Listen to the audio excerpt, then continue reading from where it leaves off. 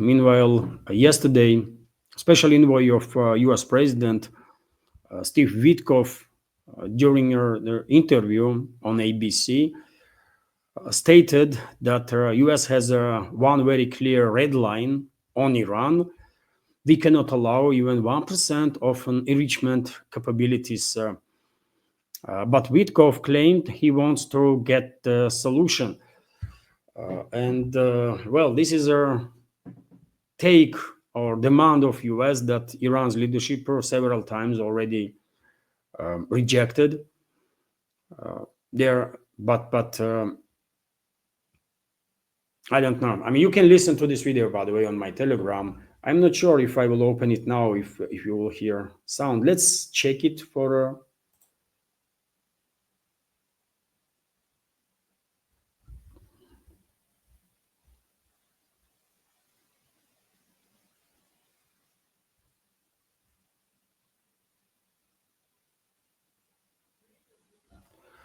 I've been told by family members that there is no sound, so therefore you can check out this video on my Telegram. But this position, this take that there is a red line for US, that Iran should get rid of all the infrastructure for enrichment of uranium.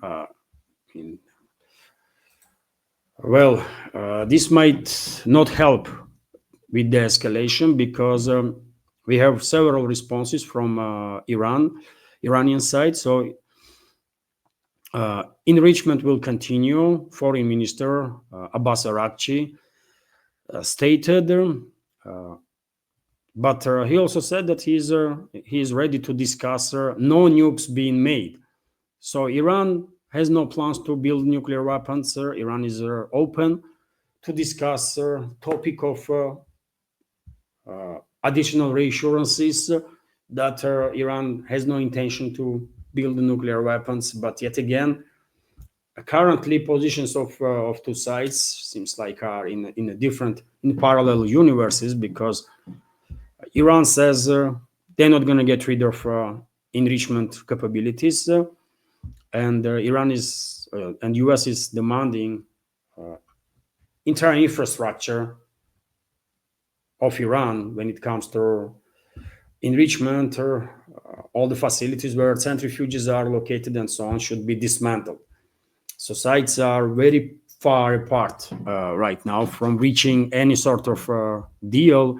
We also have statement of Iran's president. So Iran's president said no sanctions will force Tehran to consider. Sanctions are not capable of persuading Iran, forcing Iran basically, or Iranian authorities to succumb to external pressure. Iranian President Mahmoud Pezeshkian said in Tehran on Sunday, yesterday.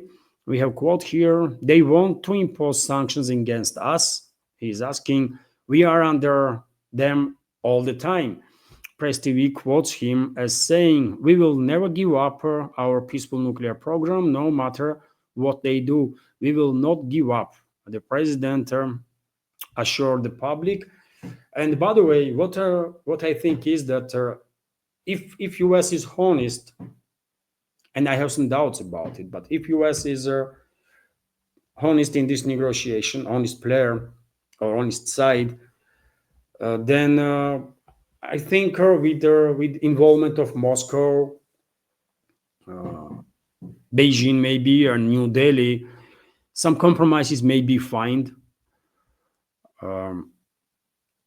After all, Russia might take over this infrastructure in Iran, or China or India, maybe US. By the way, according to some reports, Iran is even proposing consortium to be created of Iran, with participation of Iran, Arab countries, and United States.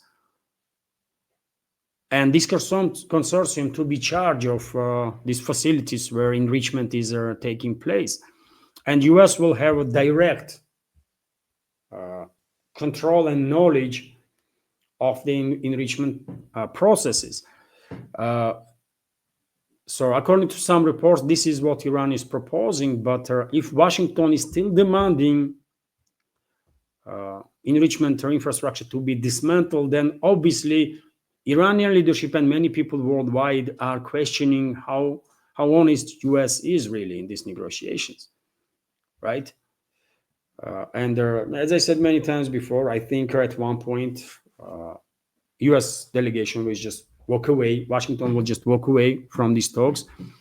They will say they tried diplomatically, it did not work, and they will resolve to military action. And I'm afraid US is getting closer and closer to direct war with Iran, which is going to be devastation for the Middle East and for the rest of the world, for sure. It will have devastating impact, 100%. But currently, it seems to me the trajectory that US is moving is clearly towards military collision with Iran, which is unfortunate. But yet again, let's see. Maybe I'm misreading something in this big picture, big geopolitical picture, and maybe Washington and Iran will truly manage to de-escalate. Let's hope so. We will find out soon. And